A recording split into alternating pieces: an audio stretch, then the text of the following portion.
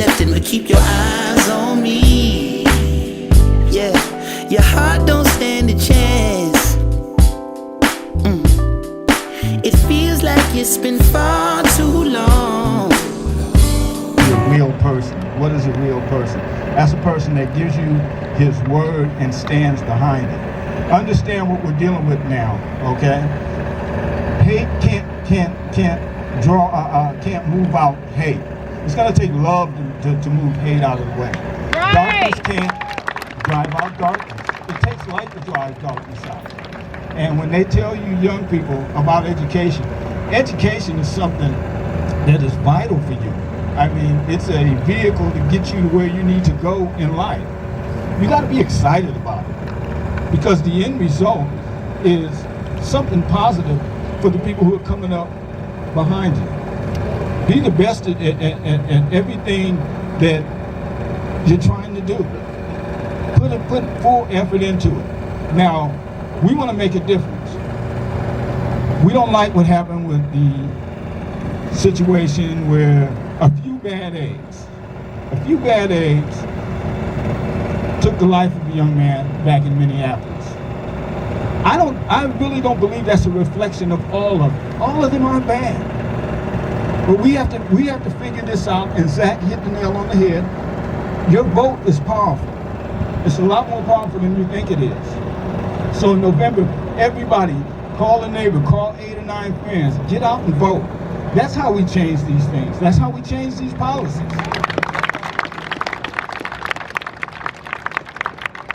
And it starts today.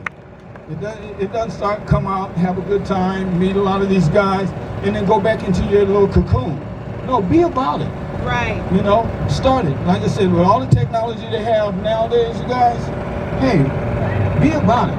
Reach out to others. You know, don't pigeonhole people. Okay? I just so happened to, we had an unfortunate incident down in Rainier Beach a couple weeks ago when a young man who was a great kid, Caucasian kid, got shot and killed. Okay? Unfortunately, event that happened because this was a great kid. Okay? I sit down and I talk with the head of the policeman's guild. And the one thing that he said, Mike, what's going on? And I told him, I said, there's been a disconnect. Okay? That trust factor has been severed. We got to find a way to reconnect with all our community. The police are a part of our community. There's one person standing here right now that if something happens at your house and you hit 911, do you expect the police to come out and choke you or do all that? No, you think that they're going to come out and they're going to protect and serve. They're going to come out and address whatever needs you have at your house. Okay? There's some good policemen out there. Not all of them are bad, but we got to figure out a way to drive the bad ones out. How do you do that? You got to vote. You have to vote. And if you take one thing from what I said today, I just want you guys to understand it's important to vote in November because that's where change is going to start. Thank you. Thank you, Coach. You made a difference in my life, so I appreciate you. And listen, you know, he's right. We got to vote. We have to vote. We have to vote. I can raise my hand. I'm guilty of not voting. I'm guilty of not voting. Right. But I will vote this next one. You can bet your dollar to a donut on that one. This next speaker, and look, I'm not here as coach today. I'm not. I'm here as an African-American, 37-year-old father, husband, son of a single-parent household who, and I'm gonna be honest with you guys, you know, if you guys know the reason why George Floyd, the reason why they said he was killed is because he forged checks. He forged checks during a pandemic. Okay? Right! I'm gonna be honest with you. Come on, Mommy. I survived on forged checks. Come on now. I Come made on, AAU Will. trips on forged checks. Come on, Will. I made teams off of forged checks. Come on, Will. So when I close my eyes at night and I think about George Floyd, I think about my mom being under that knee. Come on, Will. So that's what's on my mind. And that's why we're here today. So this next speaker, I'm not bringing him up here because I'm recruiting him. I'm bringing him up here because he has a story to share with you guys. And I know his story. Paulo Ventura.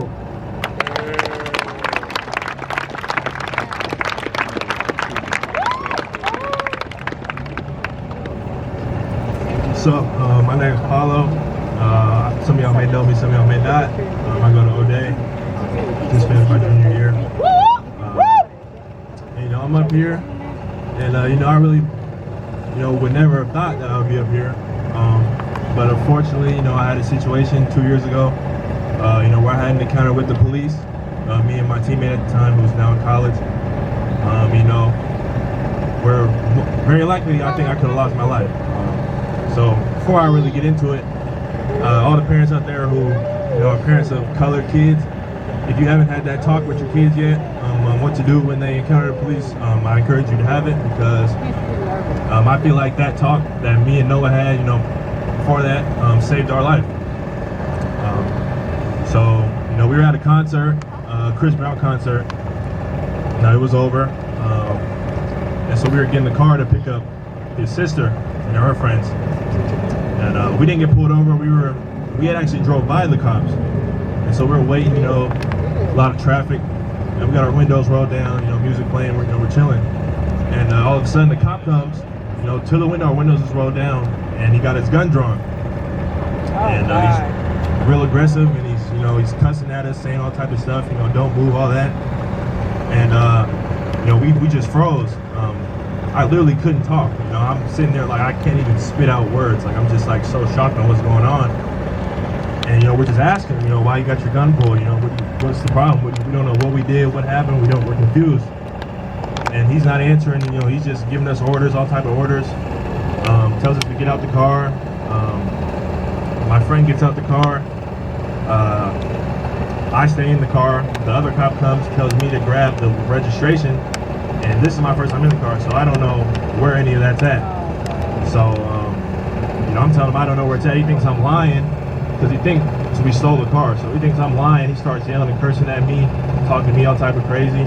While at the time, my friend who got the gun, you know, pointing at him, and he's handcuffed. So, you know, we eventually realized, you know, they had messed up. You know, they did some other stuff. They threw the keys of the car, so we couldn't find it for like an hour. You know, they did a couple things like that. But you know, I just want to say that, you know, for the kids out here, it can happen to any one of you guys, man. You know, I remember being in that car.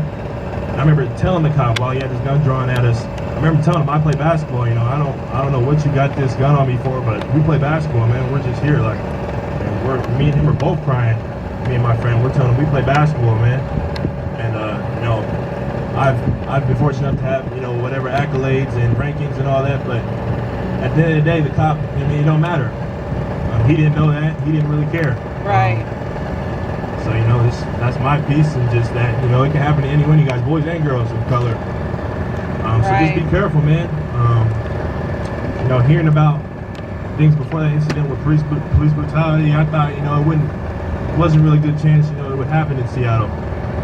That was just my view on it. My mom would have those talks with me, and I would listen to her, I'd hear her out.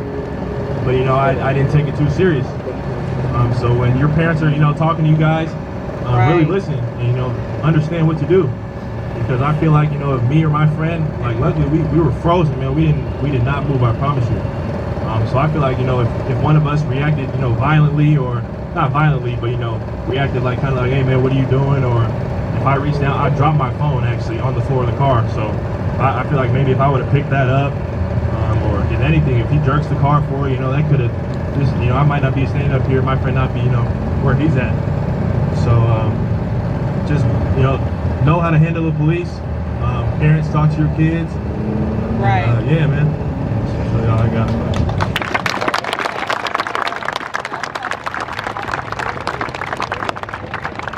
Give it up for Pollo again. That was extremely courageous of him.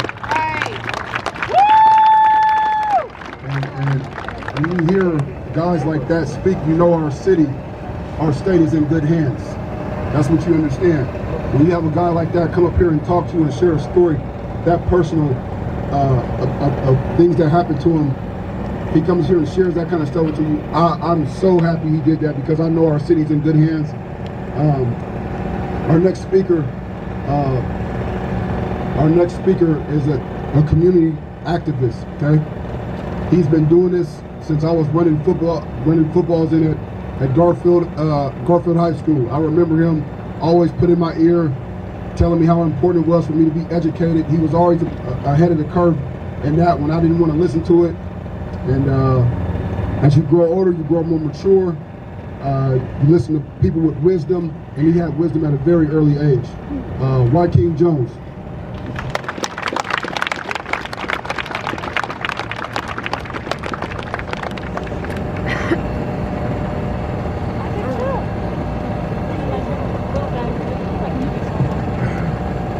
Peace, good evening everyone, how you doing? All right. My name is KY King Garrett. He hit me with the cow coach, you know. That's the only other white king out there on Twitter. But from Seattle, I'm a father, I'm a son, I'm an uncle. You know, it's hard times, right? And this is a rough time, and you know, we're all here, you know, I think looking for ways that we could, you know, channel our emotions, you know, behind some strategies and some initiatives that can create a positive outcome out of these negative situations. You know, it's unfortunate that these type of things happen every day, like the young brother just said. You know, this is something that he went through. This is something that, you know, I've gone through many times growing up in the Central District, you know, dealing with these situations, and it just becomes normalized, just like funerals. And that shouldn't be normal, right? Because that's not normal in all communities, you know. So we know that when it comes to the light like this, it really creates an opportunity. The reality is that, you know, the knees have been on our necks for a long time. And that's really symptomatic of the bigger issues, you know, the knees on our neck in our communities. We talk about gentrification and our communities being displaced.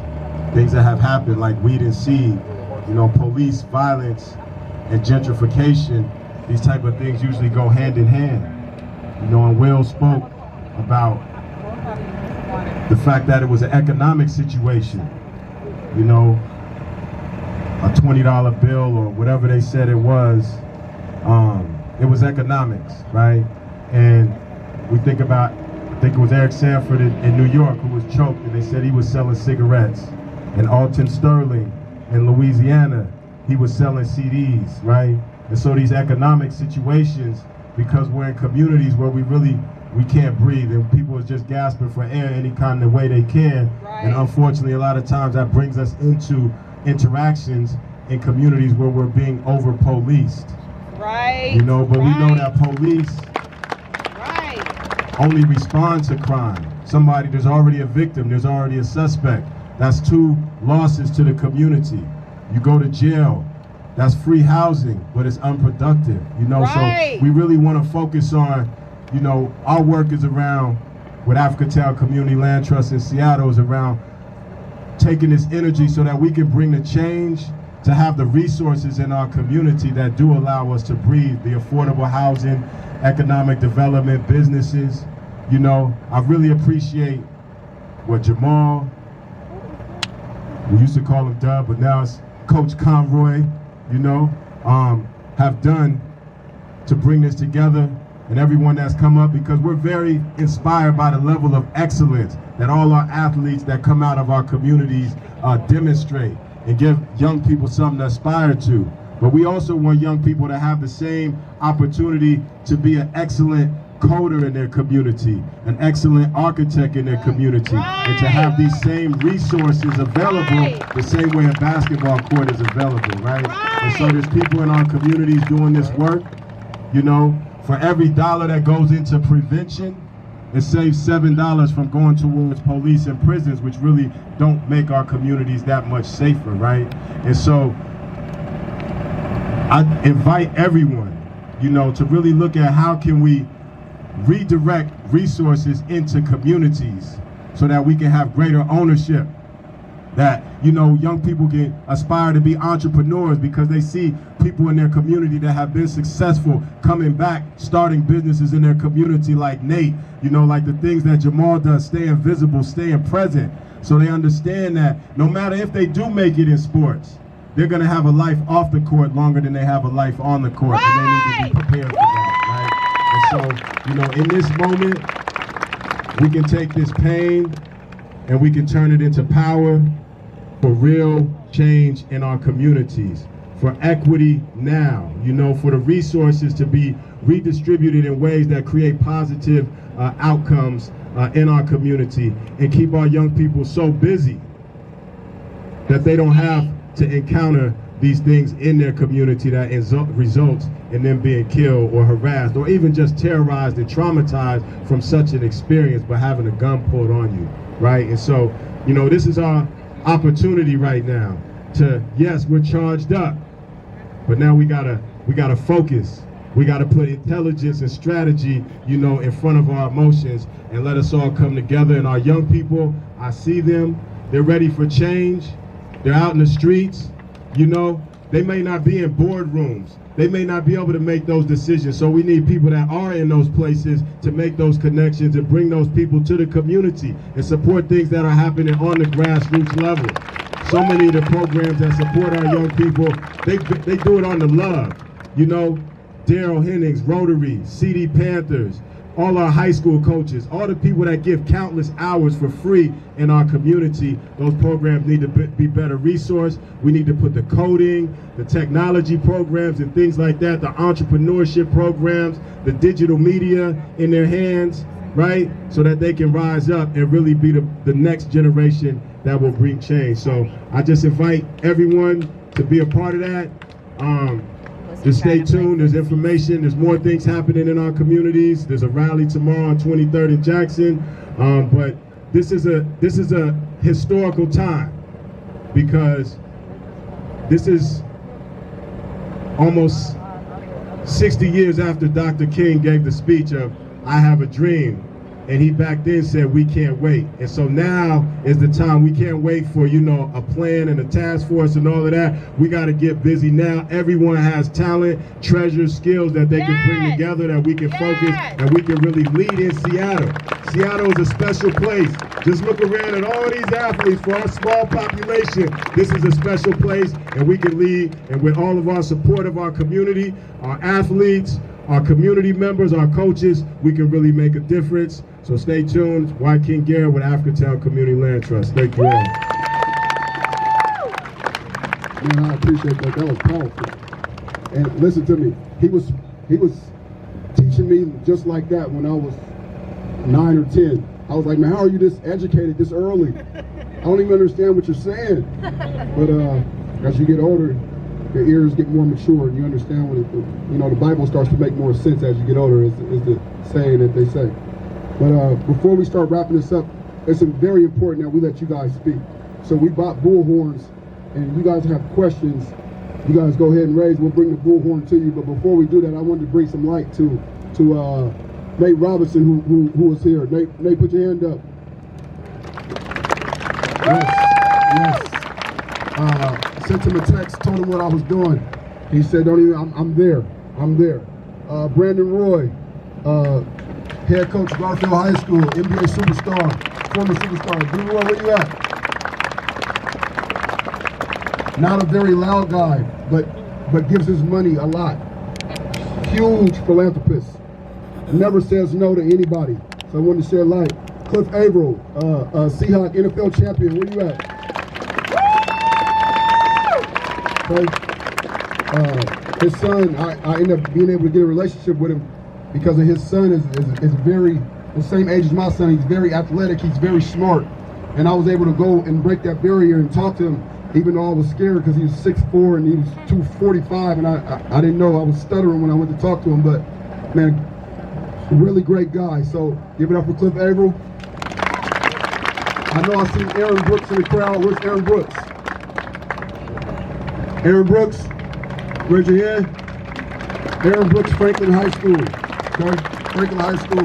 Went on, played at Oregon, right here. Nobody right now, but I know he's doing a of phase 2, him and Trey Simmons, my brother-in-law. Where you at, Trey Simmons? Raise your hand. Trey Simmons, I know they're doing a phase 2 training at Aaron Brooks' house. So he's opening up his house, you know, his place of peace. He's opening it up for the youth. So that speaks a lot about you. Spencer Halls, where you at? Okay. Spencer Halls, obviously he's 7 foot, so you know he did something with that height. He played in the NBA for a long time, went to Seattle Prep, started at University of Washington. And Spencer's always been one of the guys on the front line when anything economic or anything political happens.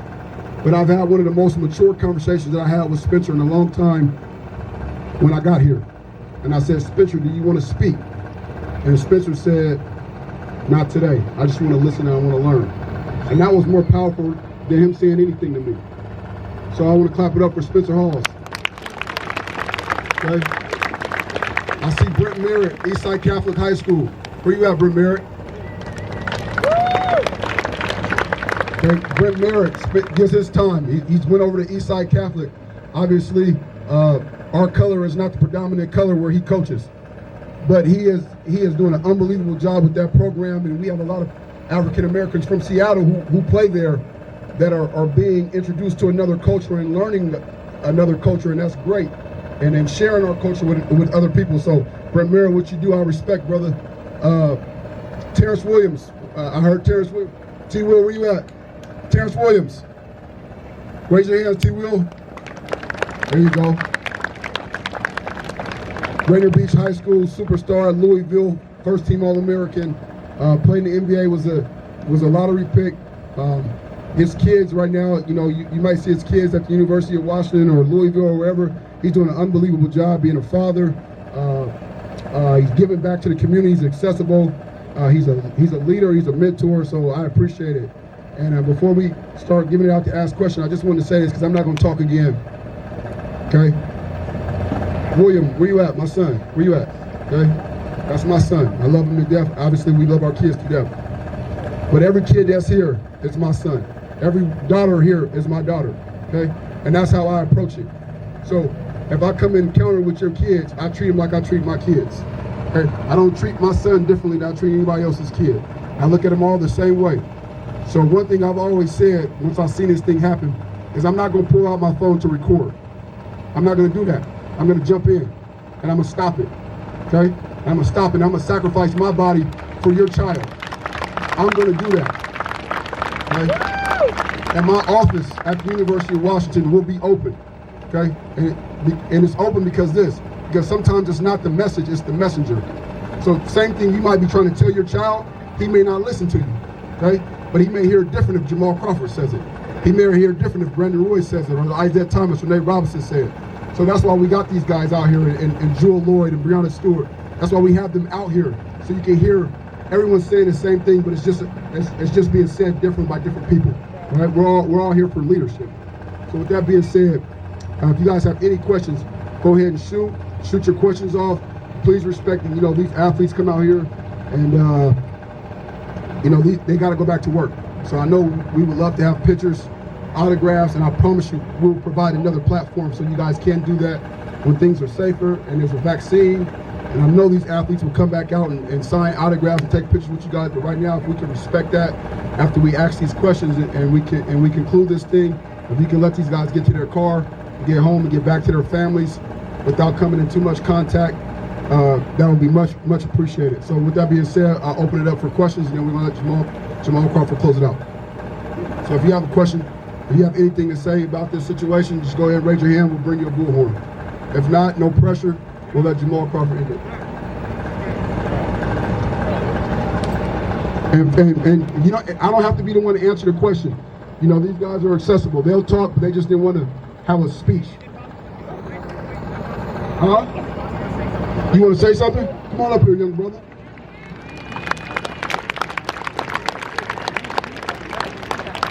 What's your name? Gary. Nice to meet you, Gary. I'm Coach Conroy. Go ahead. I'm gonna use my voice today. So my name is Gary Bourque. I grew up in South Seattle. I went to O'Day High School. I went to Wazoo. I graduated from there in 2015. I'm a 27-year-old black male. I got a story to tell. And like I was saying before the mic cut off, I reflect every single day, I read every single day, and I educate myself, and I prepare myself for times like this. So I'm gonna share just with you guys my reflection, and I hope that it can have some type of effect, positive effect on you, so you can internalize this message. So I didn't really know where to start, but I almost feel like I was born for this, and I've been waiting my whole life for this opportunity to have a platform to share my voice and my truth. Some of these words may be a little bit different than what you're used to hearing, but know it's from the heart. And I'm willing to give mine, so I encourage you to open your heart up, open it up to being able to receive. So I want to start off by saying from the bottom of my heart, I love you all. Everybody here has mattered from the beginning, and they will never stop mattering. I promise you that. So today, I woke up exhausted today. I woke up frustrated, exhausted from life, exhausted from knowing that our world is run through evil and hate. I woke up exhausted from knowing that no matter how good I do, I can still feel like I'm in a lower state in this life. I woke up exhausted today. I woke up exhausted of being afraid and not even knowing why. Why do I feel like this? Why do I feel afraid? I have no reason to feel afraid. Have you woken up exhausted before? Has anybody woken up exhausted? Aren't you tired? I'm tired of pain. I'm tired of struggles. I'm tired of doubts. Aren't you tired? I'm tired of being taken advantage of. I'm tired of starting from ground zero.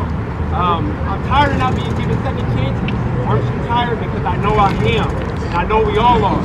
So today I want to take a little bit of time to remind you who you are.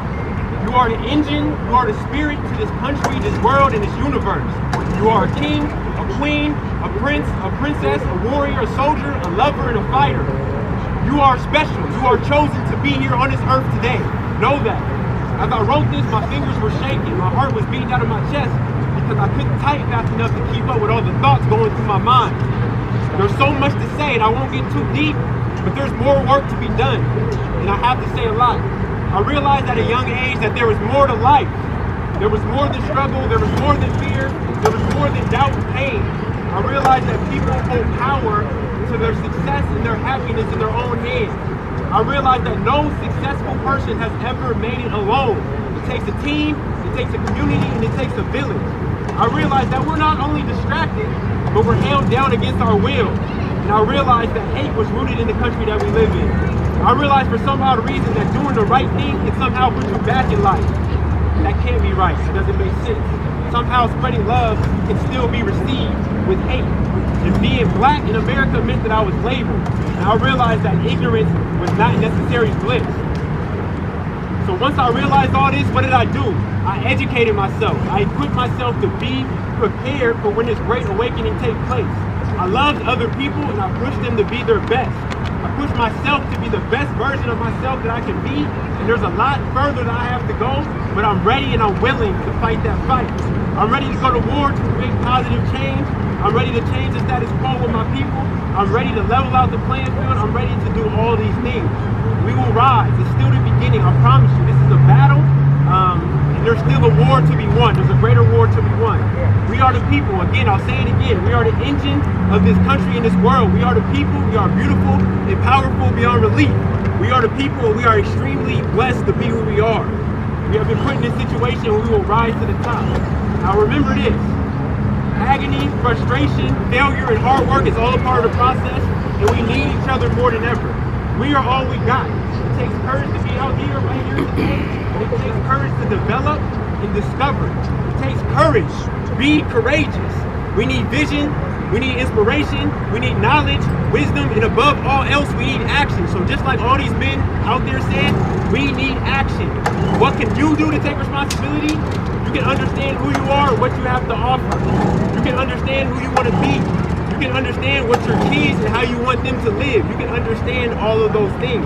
And I'm here to encourage you to do that. So I'll end it with this. Stay close to your family, and we will get through this. We were built for this. We are ready. And you did the right thing by being here today. Connect with people. Spread love. Embrace one another. Acknowledge our frustrations. Let it out. You deserve to. Power to all of us and power to the people. And I encourage every single one of you, what you can do here today is to make a connection, make an authentic connection with another person and do anything that you can to empower them. Be a resource for them. Be an inspiration to them. Share your story with them. Share your heart with them. And also, again, like I said in the beginning, be open to receiving from other people. Because we hold the power. So that's all I gotta say. Power to the people. I love all you guys.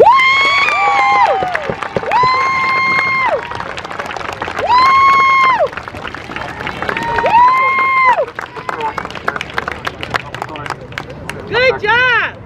Yes, sir. My name is Gary Barquette. My Instagram is Gary the Great with a 3 for the E. And reach out to me, man, because this is who I really am. Good job, Gary. So if anybody wants to grow with me, come grow with Gary. That's what that does.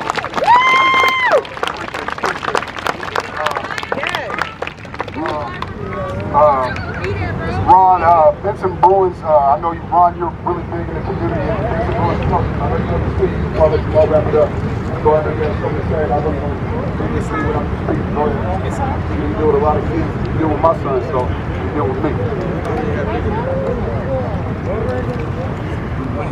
Hold it down and speak it to you. Good evening, everybody. Can everybody hear me? So I'm just going to say a couple quick things. So my name is Ronald Barrows. I'm the president for Men's and Women's College.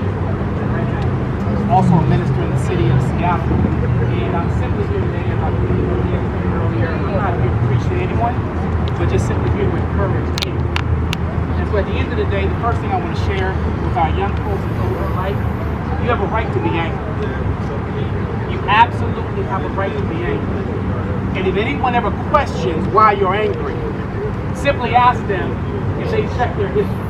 Between 1525 and 1866, 12.5 million of your ancestors were taken from their home and brought to a country that they didn't want to be at. We were forced into labor. Labor that at the end of the day generated the first millionaires in our country, from tobacco to cotton, etc. You have a right to be angry. When slavery finally ended, Jim Crow stepped in. So our ancestors were free from a slavery perspective, but not free to attend the schools and get the same jobs and have equal access and equal distribution of the assets that our country had earned on our backs. So we were free, but if you were in the wrong place at the wrong time, the police and the Ku Klux Klan could do what they wanted to do. And the only difference between now and then, they didn't have social media. In 1955, they didn't have social media. When Emmett Till was killed. In 1963, they didn't have Twitter or Instagram.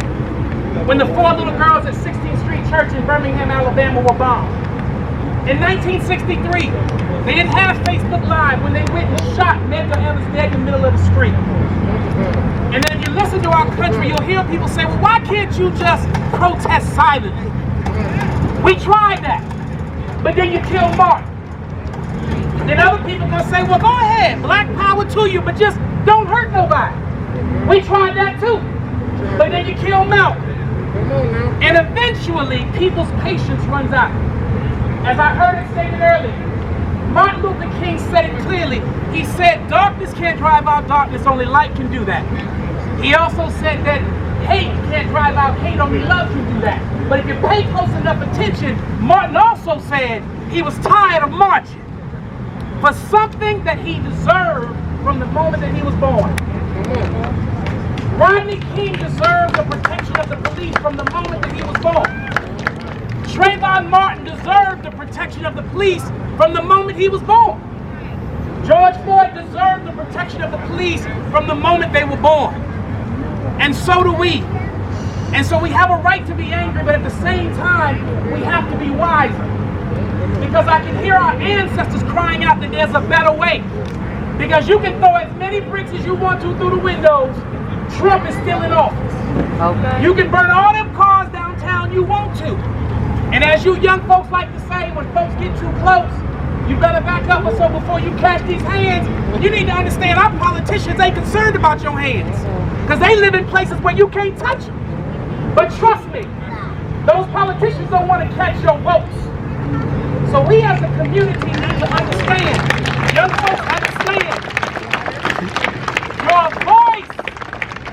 your voice is violent. Your money is violent. Your ancestors understood something. You might think that they were weak, but when my aunt was blown down the street by a hose, my mother was invited to the church, and two of the girls who were blown up in the Birmingham church were her best friends. At the end of the day, they understood something when they marched and they sat down and they boycotted. If you punch a police officer in the face, you might get killed, but you punch them in their pockets, eventually they're gonna listen. It's one thing, listen, it's one thing to have a blackout on Facebook and not shop on Amazon for a day. That don't do nothing. Your ancestors boycotted the buses in Montgomery for 381 days because they understood that they represented 75% of the revenue that was generated. And eventually, something had to change. You need to understand, black folk, $1.5 to $2 trillion is your spending power every year. Despite the fact that we are the least represented financially, we spend the most. So if you want to have an impact, understand the violence of your vote, understand the violence of your voice. And for those that are like me, who are 1 or 2 generations removed, we need to team up with our young folks. Understand the anger. Understand what's going on. And to my individuals, my brothers and sisters who are out here who don't look like us, thank you. And my only ask of you, is if you have friends that look like you, that's out here throwing bricks and spray painting stuff, tell them to stay their ignorant behinds at home. Because at the end of the day, when all these protests are over, y'all get to go home and still be white. We still gotta drive cars and be black. Right! So all I'm asking and all I'm encouraging, Brother Will, thank you. For all the athletes that are here giving back to your community, that's a blessing. Because for every man y'all see up here in Seattle, there are so many that go and earn their money and don't do nothing with it. It is a blessing to be a part of this community. It is a blessing to be invited out here. Stay involved. Remember, your vote is as violent as any brick. Continue to do what you're doing. God bless you.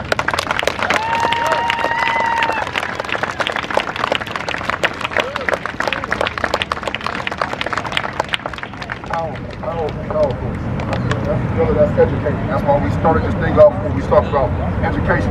I said educating brother right there.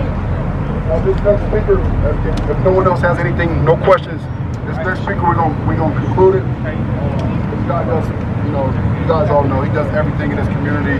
He's accessible.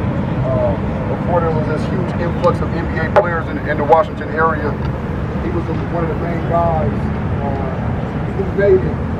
Who you would see at the community center the day after the season was over. And we laughed about that at first, but we didn't understand how powerful that was. We didn't understand that he was touching a generation and making a generation believe that they could make it. And I was one of the ones who benefited from it. Because even when people told me that I couldn't, when I would play him one-on-one and he would let me win the games that I won, he made me believe that I could. And I actually did. So this next person is near and dear to my heart, near and dear to the hearts of Seattle. I believe he has the key to the written. This is Jamal Crawford's court over there. Jamal Crawford.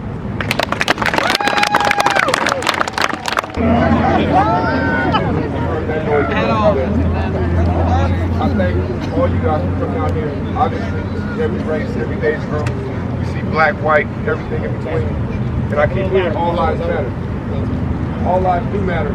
All lives can't matter until black lives matter. Hello. So you guys being out here is important. I see some of these superstar people. But to be honest with you, two superstars in this crowd. Next generation, you guys are superstars. So I'm gonna challenge all of you guys. Young people, get frustrated. You need to get something off your chest. Talk to your parents about it. Ask them questions. Don't keep it in. Don't be frustrated by it. Ask questions. Parents, continue to guide them. Continue to lead them. We need you guys to vote. We gotta vote. That's the only way, like he said, like Ron said, that's the only way to get to them is voting. We gotta have people in those positions that can make moves that we need to see done.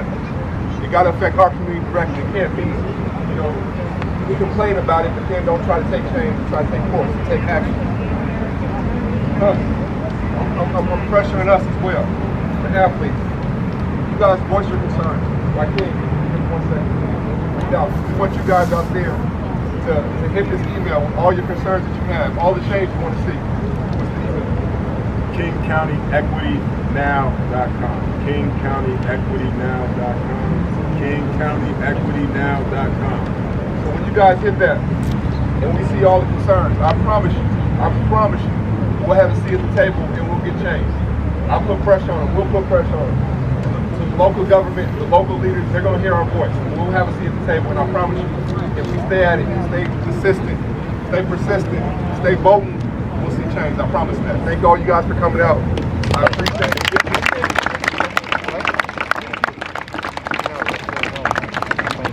For everything you do, JC. I want to give a special thanks to World Vision Reed. Raise your hand. World Vision, he everything we do with the backpack giveaways, to turkey drives and coat drives. He never says no. He brings his family out, and today he provided hand sanitizers, masks, gloves over there. So thank you, Reed. We appreciate you. We love you. Thank you for being down for the cause. And like I said, your family is our family. We're not just saying that, we mean that. And this is not the end, because this is a great start. But we have a leadership academy coming. Okay? We have a leadership academy coming. I promise you that it will be done. With me and some of my closest friends, we'll be able to sit down with your kids twice, 3 times a month, and provide them with opportunities to learn from the CEOs of Starbucks, to learn from Google, to go to Microsoft and take those trips. We're going to do that. That is a promise. SAT prep, all of the above. We are going to do that. That is a promise. With that being said, this is a peaceful thing. We want you guys, I know we have a lot of energy. We have built up energy and frustration, but we want you guys to go home in peace. We want everybody to make it to their house safely today. Okay? That's what we want. We want you to walk out this door. We want you to feel enlightened. We want you to feel inspired. But we want you to get home to your bed safely. This is more important. Okay? So we can see you right there. Okay? So we love you. Thanks for coming out, and get home safely.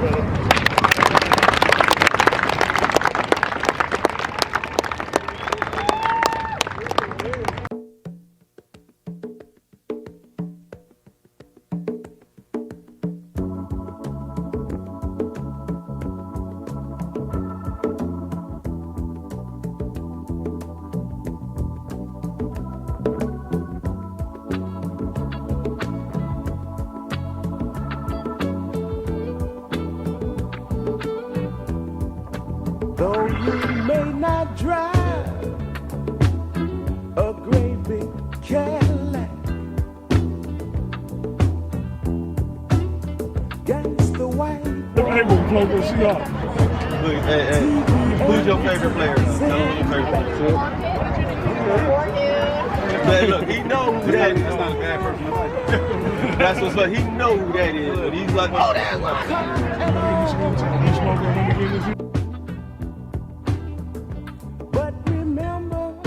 Brothers and sisters, you can still stand tall. Just be thankful for what you got. Though you may not drive a great big car.